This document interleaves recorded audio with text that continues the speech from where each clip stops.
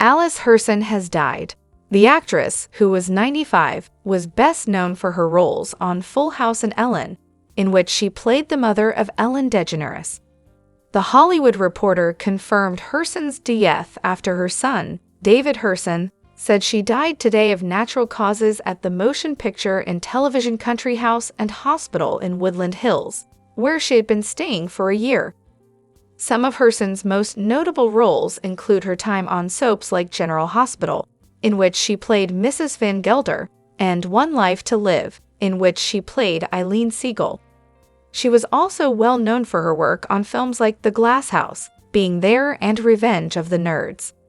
Chris McKenna, a fellow General Hospital star, paid tribute to the late actress on Instagram today, where he wrote, "We lost a radiant soul and a daytime legend yesterday. Alice Herson shone her light on this world for 95 glorious years. My family and I were so blessed to have her in our lives, however briefly. Unforgettable woman." Her final words were, "It's nice to have an audience. Thank you, Alice. Good night, legend."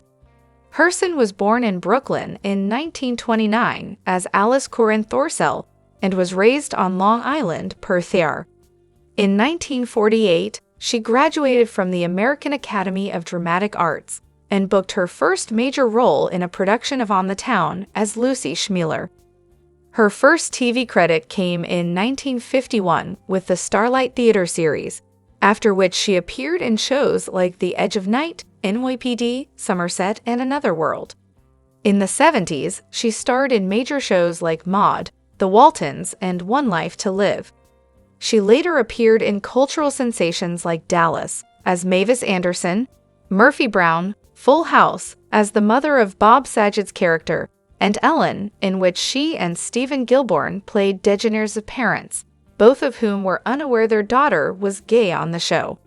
Herson also had a successful film career, with parts in Mass Appeal, Blind Date, The Big Picture, The Lost, and Private Benjamin. While she had a prolific film and television career, Herson's son David told Thar his mom considered herself a stage actress first and foremost. She appeared in the Broadway production of 1964's Traveler Without Luggage, and later starred in The Investigation in 1966. In 1971, she appeared in the Broadway play Solitaire or Double Solitaire. Herson is survived by her son David, son Christopher, and grandson Daniel. Hello everyone, welcome back to my channel, Messy Syrup. It's me, Abby, here. I hope everyone is having a wonderful day. Keep watching. So let's dive into today's video.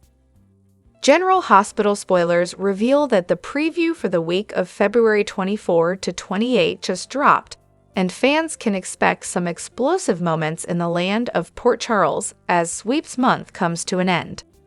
Among the different storylines featured in the weekly video, there's a clip of Stella Henry telling Curtis Ashford she's got a plan to bring down Drew Quartermain. Rewinding a bit, during the Thursday, February 20 episode, Curtis turned to Stella with a favor. She was called to the Savoy for a nightcap, and this is when he asked her to facilitate a meeting between him and her friend, Congressman Doug Henderson. Curtis provided Stella with the Coles notes on how Drew isn't the man he once thought he was. He informed Stella that Drew has made it clear that he plans to use his congressman's power to block Aurora projects, and Curtis needs to stop him. Stella agreed to help, and it looks like she may now have devised a plan. Is this more to this than just organizing a meeting between Curtis and Congressman Henderson? Stella isn't much of a schemer, but she is the type of person who would do anything for her family. As it stands now, Drew has his hands in many pots. He seems to be doing business with some of the shadier characters in the small town, including Mob Queen Bee, Selena Wu, and Jen Sidwell. In fact, Drew's plan to get back at Sonny Corinthos and Jason Morgan by relocating the Esplanade to their peers and seizing that area may seem not only become a logistical nightmare for Port Charles, but it could also unleash massive mob drama and violence. Depending on what kind of plan Stella has, could she place herself and Curtis in the line of fire? Fans may recall that Curtis got shot back in July 2023 when he was merely standing next to Sunny having a friendly conversation. What could happen if the two enter his world by striking back at Drew? Would they potentially reach out to him for help with Drew? After all, Stella is tight with the mob boss, thanks to her friendship with his dad, Mike Corbin. General Hospital spoilers suggest the proverbial poop is set to hit the fan over the next 5 days, as Curtis and Drew's rivalry continues to heat up. Still, how will Stella inject herself into this storyline, and could she find herself in a dangerous circumstance because of it? General Hospital News says that the critics surely have spoken. That's because there are so many viewers out there who believe that bringing back the character of Lucky has been nothing but an abject failure. For those who have seen the latest episode of General Hospital, they will know that Lucky has been fighting for his life as his family anxiously awaits an update on his situation. This has prompted a lot of people to wonder, can he survive a deadly dose of Digitalis?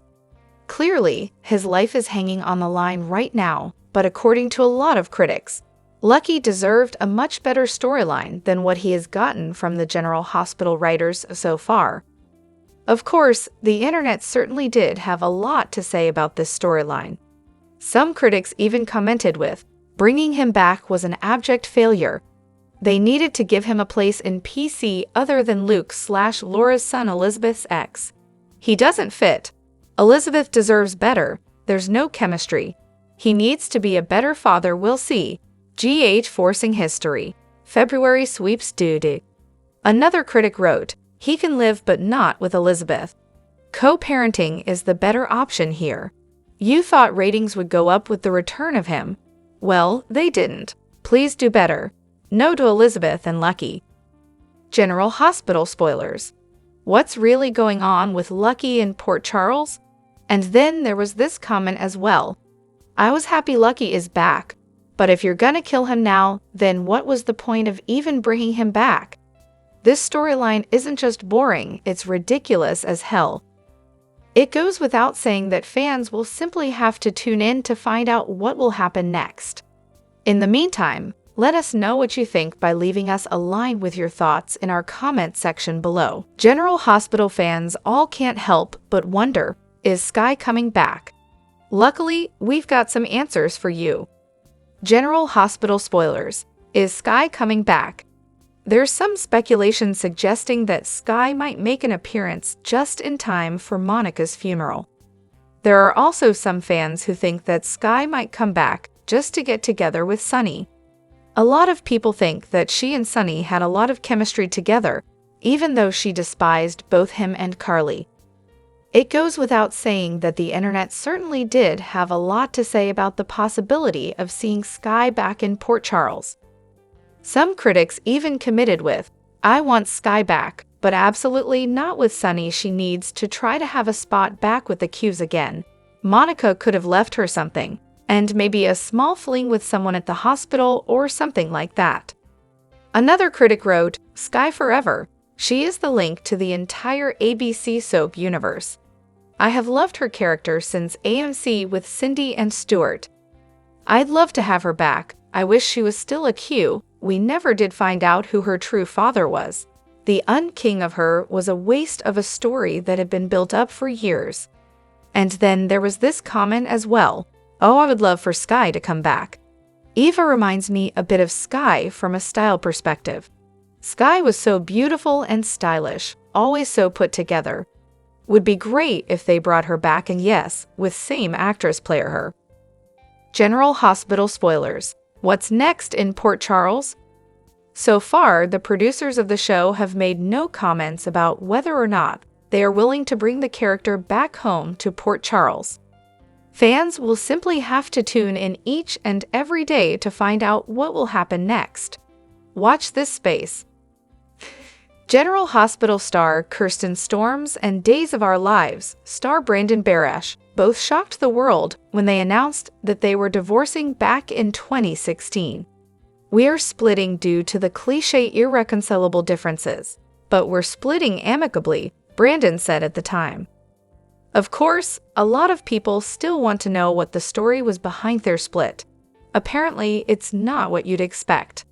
General Hospital news.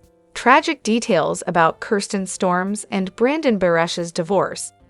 Speaking to Maurice Benard's State of Mind podcast, Kristen said that her divorce from Brandon was not the dramatic kind at all. There was no cheating, there were no big fights, and there certainly wasn't a scandal. Instead, they just fell out of love. She confessed it was completely platonic. I think once we got married, it was obvious after a certain point it wasn't going to work on a romantic level. I'm not going to say that our divorce was great, because it wasn't, but divorce is always hard. I felt like I failed at this thing I had committed myself to, and I'm sure he felt the same way. And while it's certainly common for many people to fall out of love, Kristen said that she felt devastated that their daughter Harper would be living in 2 separate homes and have a broken family. That's one of the reasons why she's remained so close to Brandon over the years, even though they are no longer together. General Hospital news. Kirsten says there was no drama. She put it this way, because I've cried with Brandon in the last few years about feeling like Harper has a broken family, and she doesn't have a lot of friends who have divorced parents. But what I can do to better that for her is get along with her dad. We love our child so much, and we put her and her happiness first. Their plan to put their daughter first has definitely worked. Kristen and Brandon have definitely set the standard when it comes to 2 celebrity parents co-parenting. In fact, they've set the standard so high that many people might not be able to achieve what they have done. Even though Brandon is now married to Isabella Devoto, and the 2 of them are expecting a child together, Kristen is very much still a part of their lives. They often have family dinners together on Sunday evenings and spend time at each other's homes. Here's hoping that the good vibes between them, despite all of the emotions that come with a divorce, remain. It's been a little over a month since Michael was transferred to Germany for treatment following the explosion that caused him severe burns. Writing the character out of Port Charles was a result of Chad Duell's November 2024 announcement that he had decided to leave General Hospital. A month later, the actor appeared on Steve Burton and Bradford Anderson's podcast to discuss the reason for the exit and the need to start a new chapter in his life. Following the death of his father, Duell shared that he's still coming to terms with the loss, and that now he's just more about doing things mentally, physically to prepare himself for whatever comes next chapters. He also talked about having a few things planned for himself and how taking care of himself will allow him to be better for those around him. In speaking of next chapters, recently Duell posted 3 photos on social media to give his followers a sneak peek into one of his adventures to the Sunset Ranch. He was all smiles in the first pic, standing next to a horse and ones that followed featured him, and his girlfriend Luana Lucci on horseback, enjoying a ride through the Hollywood trails. "We loved it," Duell stated after thanking the venue for their hospitality. Fans were glad to see Duell enjoying life, and we were as well. And for those wondering if he'll ever return to the ABC soap, the actor told Burton and Anderson that executive producer Frank Valentini had left the door open, so you never know if or when Michael may show up. Jocelyn is spiraling into a situation she can't control. From the moment she pulled the trigger and killed Cyrus, her world has never been the same. It wasn't just an act of self-defense. It was a life-changing moment, one in which she crossed a line she never thought she would. Cyrus's final words haunt her every night. "Now you're a killer." She tries to justify it, telling herself it was self-defense, that she had no choice. But no matter how many times she repeats it, the obsession won't let go. When she closes her eyes, the image of Cyrus falling, his blood staining the wooden floor, his wide eyes filled with shock and hatred, comes back to her as clearly as if it had just happened.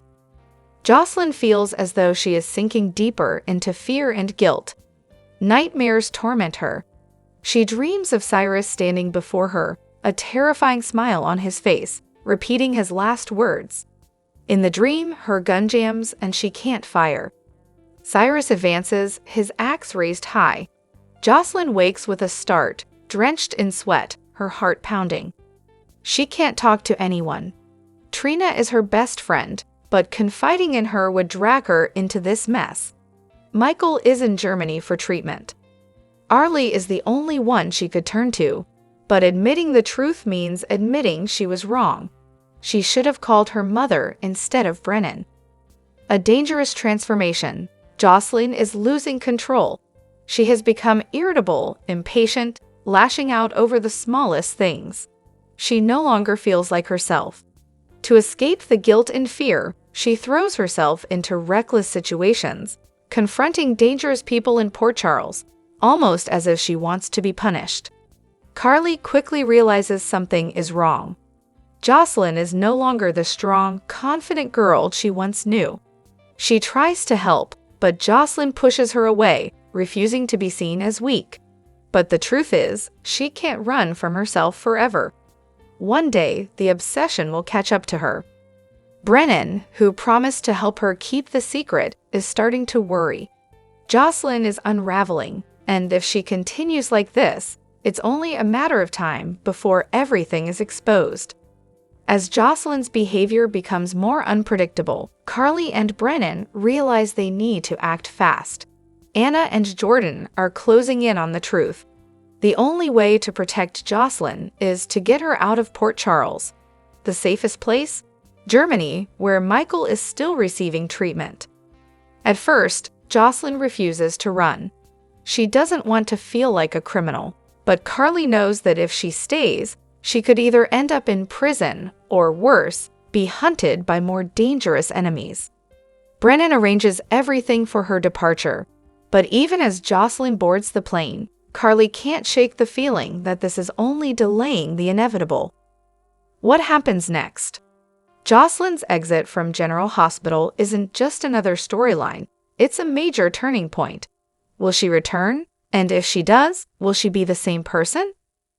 Drop your thoughts in the comment section below. Do you agree or disagree?